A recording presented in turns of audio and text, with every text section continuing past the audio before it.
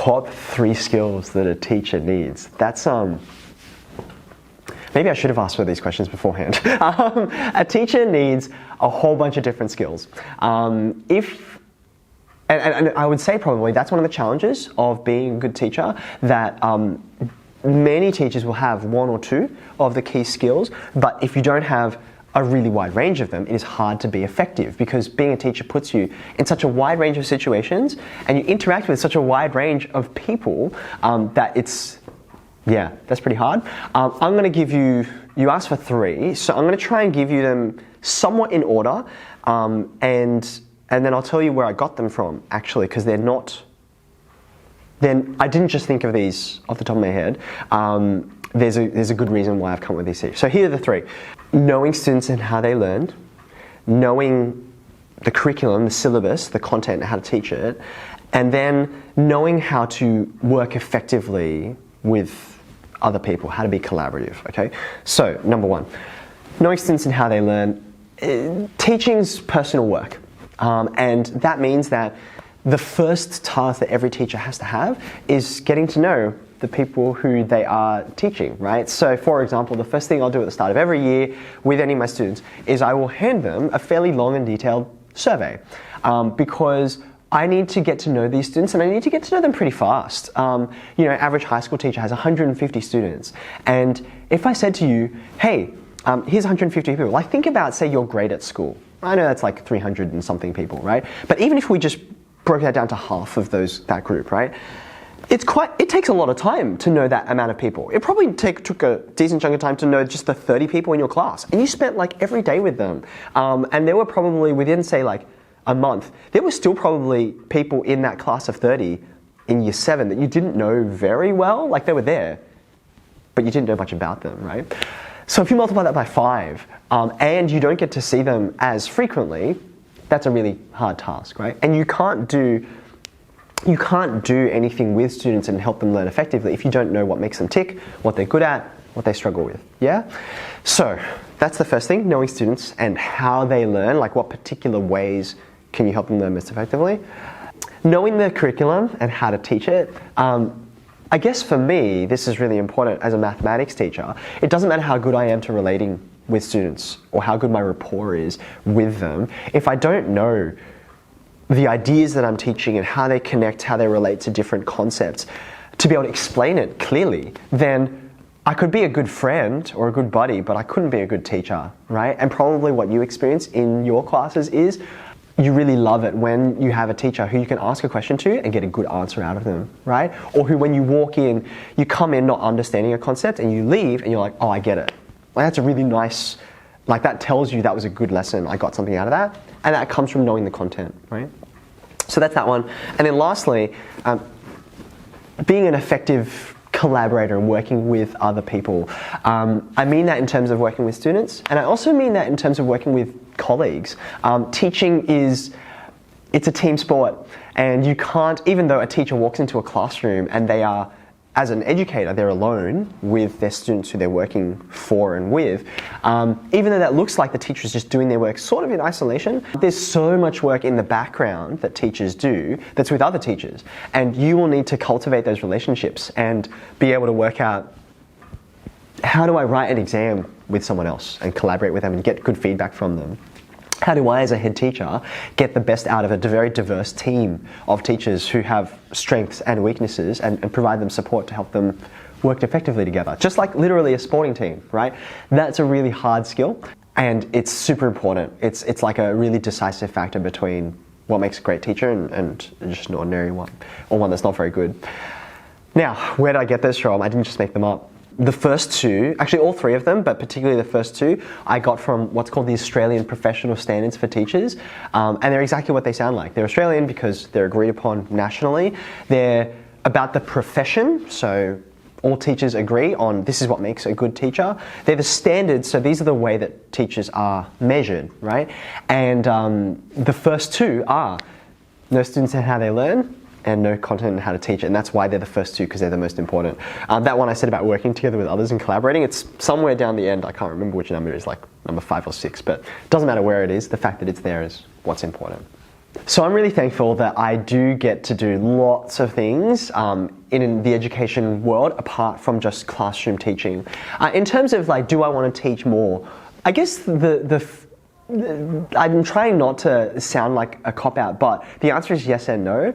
I love teaching. I love working with students. It's the thing that got me into teaching in the first place. Like, it's quite common actually that high school teachers will come into teaching because they love their subject and they're like, this subject's awesome, like I love science, or music is such a wonderful thing. I just don't experience that all the time.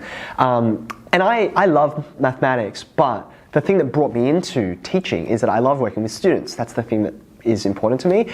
And all of the other things that I do, well, I should say the vast majority of the other things that I do take me away from students, working with teachers and leaders and people outside of education whose work affects education. So like people in policy and evaluation and decision makers and all that kind of thing.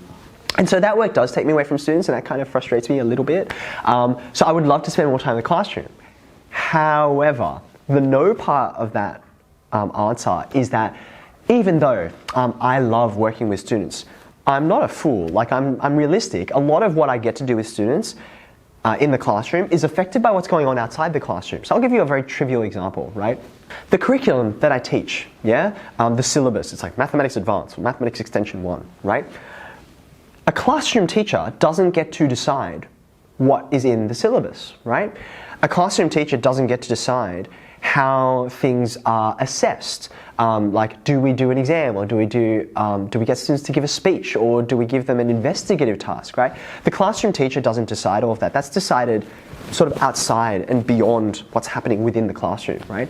And so if you want those things to be good, if you want the syllabus to be something that students will enjoy and get lots of value out of, if you want assessment tasks to be an accurate reflection of student ability and not just like who's the fastest writer or who has the best memory, like we actually are interested in more things than that, right?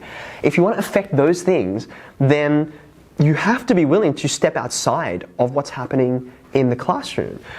It's not dissimilar to can you imagine being I used this sport metaphor before, right? Can you imagine being a player on a team, like a soccer team, right? And you want the game to be good. You have to do more than just turn up on the field when it's game time, right? Like you've got to be able to affect training. You've got to be able to affect what are the constraints within which this game is played, who's on this team. All those bits and pieces are not on the field. They affect what's on the field. That's the thing that I care about, but therefore I have to do things sort of peripheral to that, as it were, and that lead to and affect that. So that's why I think that work is important. It's about having broader impact. So I really like being able to do both. I think that the work I do outside the classroom is better because I get to stay in the classroom and because I know really deeply what's going on and what's important. So I'm trying to strike a balance, is I guess what I'm trying to say. In terms of the skills and knowledge that you need to learn as a teacher, like what did I find hard?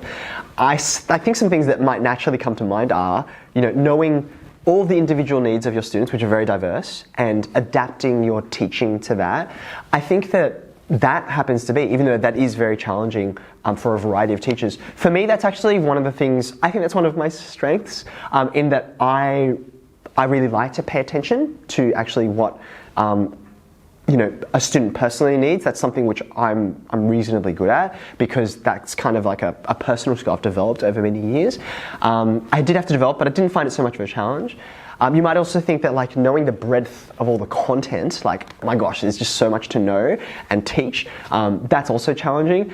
For me, I think of that challenge when I think of primary school teachers in particular, because they have to know every key learning area. Like, it's not just good enough to know just maths, they've got to learn English and science and history and geography and the whole lot. And the vast majority of people are naturally inclined towards being good at one thing or a few things and not being good at others. So to be able to do everything is really, really, really hard, right? That's why we're amazed by people like, Michelangelo and Da Vinci. It's like, oh, they had scientific minds and artistic minds as well, and that's quite challenging, right? For me, that's less of an issue because number one, I'm a single subject teacher. Well, I did used to teach software design and IT, but I don't do that anymore. So I can really focus and drill down on maths. And also the other thing for me is I really like learning stuff. Like that's maybe another key factor or a key characteristic that good teachers have. There's a quote that he who dares to teach, or she who dares to teach, must never cease to learn. Like teaching, which is about helping other people learn, its core and its kernel is found in someone who's willing to learn themselves. So for me, I think I embody that. Like I'm a very curious and inquisitive person. I always have been, long before I became a teacher. So that kind of fits into that. I'm going to tell you the thing that I found hardest, particularly at the start of my career. I think I've sort of settled into knowing how to do this quite well, but it's never come naturally to me, which is why I find it hard. It's what you would call student discipline. So that is helping students to make sure that the classroom environment is safe and that they have behavior that's positive and helps people learn. I found that particularly challenging for a couple of reasons. Number one, as is common with many teachers, I was pretty well behaved at school, and so this whole idea of like, you know, a student who's being naughty or oppositional or who's not interested in learning, I wasn't that kid. And so it took a lot of effort for me to kind of empathize with and understand that point of view. So I was kind of like, but why wouldn't you want to learn? Like, isn't this interesting? And it's like, actually there are lots of reasons. I just had never experienced them when I was a student myself, right? So that's the first thing. And the second thing is, the second factor that made it quite hard for me to learn this skill is, I'd like to say I'm a pretty laid back and casual and relaxed person. Some people are not. Some people get angry very easily and they just fly off the handle and can express anger and frustration quite naturally, and that's not me. And I used to think of student discipline as the teacher needs to get angry, right? They need to get stern and very serious, right? And I've never found that a natural skill. And so I kind of had to learn it. I did realize, by the way, that having, you know, cultivating a safe student environment and holding behavior to account is much more than just being angry. It's much more than like yelling at people. In fact, the more I taught and the more experienced I was, the less I ever had to raise my voice. In fact, sometimes students know they're really in trouble, not when I raise my voice, but when I lower my voice. That's when they know they're like, oh, we've really done something wrong. Nonetheless, trying to communicate to students, your behavior in this moment is unacceptable, will not be tolerated, and there are consequences for your actions. Being able to do that was something I had to learn. Like, it was actually, I'm going to say, it was almost like when I was in high school. I did 4 years of drama, years 9 and 10, then I did it for my HSC. And in drama, one of the things you have to learn is to take on a persona. It's like, this is not you. This character is not you, but you have to kind of put on the clothes and inhabit this personality, which is not you, and try and represent it faithfully. And every teacher has to develop kind of a teacher persona, someone who maybe is more serious than your normal personality, or perhaps more lighthearted. Like, some teachers go the other way and they're just serious about everything. And actually you need to learn to have a laugh in the classroom and not take yourself too seriously. So every teacher needs to do this in one shape or form. And for me, being able to express appropriate levels of displeasure and anger, not just being mad, but actually saying this is wrong, and anger is about protecting something that's valuable, like the safety of another student or a positive learning environment. That's what real anger is about, and that's why it can be the appropriate response and should be the appropriate response sometimes. Learning to do that was really hard to begin with. I've gotten a lot better at it, but I'm not going to pretend I'm an expert. I think there's always something to learn.